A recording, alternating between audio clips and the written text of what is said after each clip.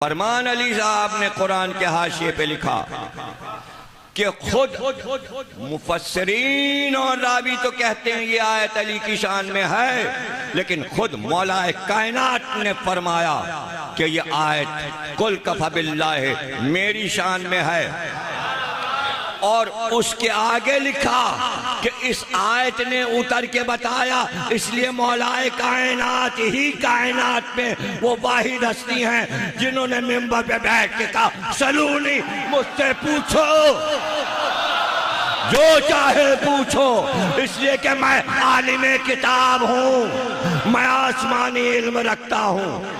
इसलिए सलूनी कहकर कहा मैं जमीन के रास्तों की तरह आसमान के रास्तों से वाकिफ हूँ। सलूनी कहने के बाद का यानी मैं आसमान के रास्ते जानता हूँ।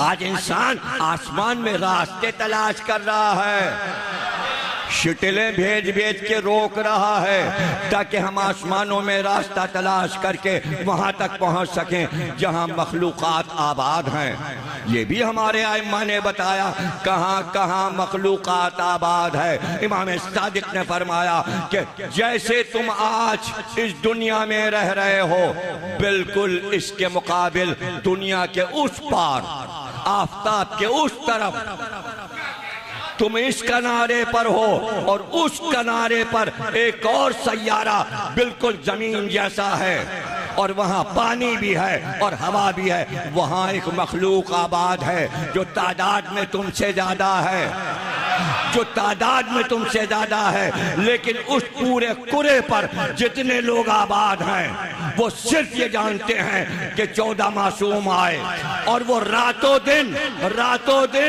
उन 14 के दुश्मनों पर लानत करते।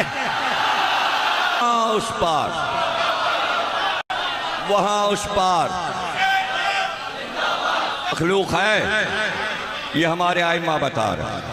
और फिर कुरान ने कहा कि सुलेमान का तख्त चला सूरह नामल में, और एक बार चींटियों का जो सरदार था, हमें क्या पता चलता अगर कुरान ना बताए।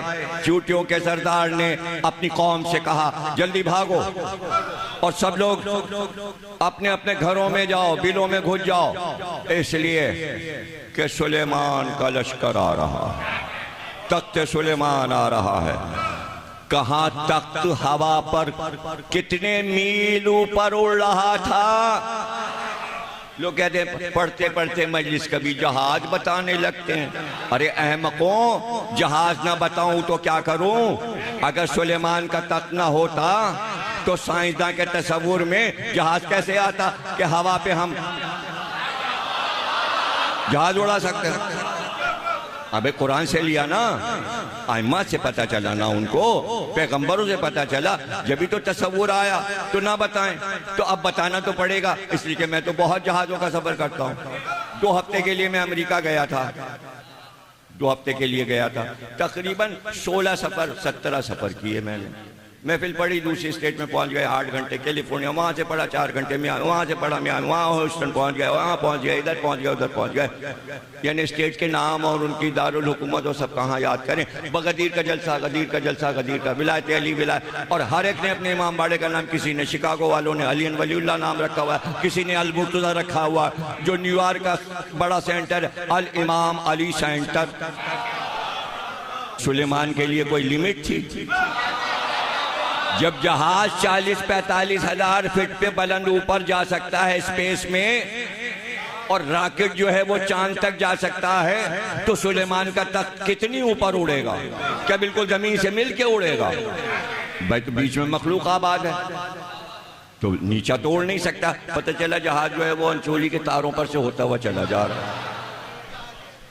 ऐसा थोड़ी होता है भैया। आबादी 3री मंजिल जो बहुत ऊंची बिल्डिंग होती है, अब ये सब बताना पड़ता है ना, हालांकि सब आपको मालूम है। जो एयरपोर्ट के करीब ऊंची बिल्डिंग होती है उस पर लाल बल्ब लगा देते हैं ताकि जहाज के कैप्टन को पता चले यहाँ आसपास ऊंची बिल्डिंगें हैं, तो जरा ऊपर ही ऊपर रहना। फिर पहाड़ की ऊंची ऊंची चोटियां आती हैं, कई हजार फुट लंबी पहाड़ बीच में आ जाते हैं, तो ऊपर उड़ना है। तो उसमें लगता है कि जैसे हम अगर पैर रख दें तो पहाड़ की चोटी पे उतर सकते हैं। हालांकि वो बहुत दूर होती है, चोटी भी बिल्कुल करीब नजर आती है, डर लगता है पहाड़ियों पर से चल। अब तुर्की के, अफगानिस्तान के पहाड़ों से होता हुआ और फिर यूरोप के भी पहाड़ ऊंचे ऊंचे आते हैं, उसके ऊपर से जहाज जा रहा है। अरे अब ये तो मैं क्या करूँ, अब आदत है कि मैं विंडो वाली सीट ले लेता हूँ, इसलिए कि मेरा दिल नहीं लगता अकेले जहाज में। मैं जहाज के मुसाफिरों को थोड़ी देखता हूँ, मैं तो मुशाहिदा करता हूँ बाहर क्या हो रहा है, तो सब कुछ मुझे नजर आ रहा होता है, इसलिए मैं बयान भी कर सकता हूँ। तो क्या अंदाजा है आपका, क्या सुलेमान का तख्त नीचा होता? अभी आपको पता चल जाएगा ये गुफ्तगू मैं क्यों कर रहा हूँ, कि कितना ऊंचा तख्त उड़ रहा होगा।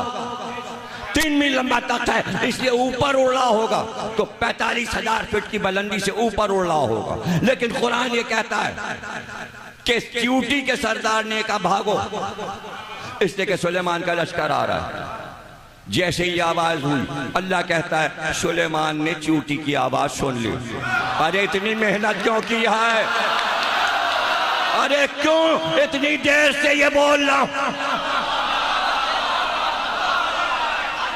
एक बार सुलेमान ने कहा तख्त रोको और यहीं जंगल में उतारो।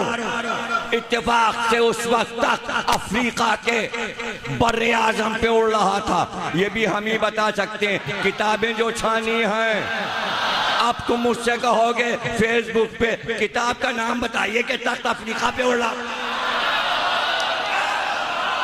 और जिन किताबों के नाम बता दिए वो तुम्हें मालूम थे। सालबी का नाम मालूम है, सयूती की किताब देखी है।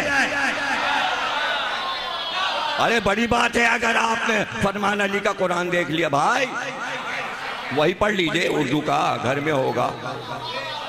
और अगर कहीं ना मिले तो अभी अभी मैंने जाफर से कुरान लिया था,